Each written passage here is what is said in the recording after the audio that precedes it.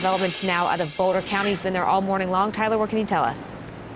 We can tell you that what Dale said, that Boulder being on the edge of the storm, that sure seems accurate. Take a look. You can see dark clouds coming now over the Flatirons. Definite concern. We've seen this exact same scene replayed Thursday and Friday. For the most part, Boulder was lucky those nights. They're hoping that luck will hold again. Take a look at what we can see on Table Mesa Drive. That's an exposed natural gas line. Now, the level of Bear Creek is dramatically lower today than it was at this same time on Friday, but the level of exposure for that gas line is greater, both in width and also in length. Now, we're told at a briefing this morning that Xcel has at least 3,000 natural gas customers and at least that many folks who are also without power within the county of Boulder. And while the water is receding here, we also found that our commute getting to and around Boulder was dramatically easier today, but there still are some pretty significant surprises. Here's what we found along Iris today.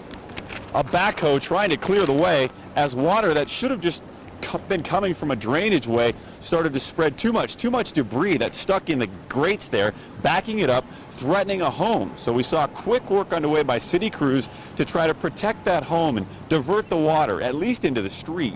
Another issue today, about 50 people in Jamestown believing that they're okay. We know the town was devastated, but at least 50 people were told don't want to leave, even when they're asked by the sheriff's department.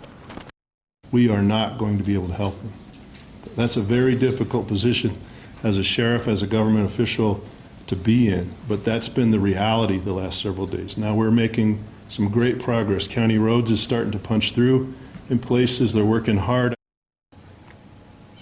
Now, this is Alan's house on Yale, right across from where we were standing, and this is furniture he's been bringing up from his home because in addition to the water that came rushing in Thursday night, he also had a sewage backup.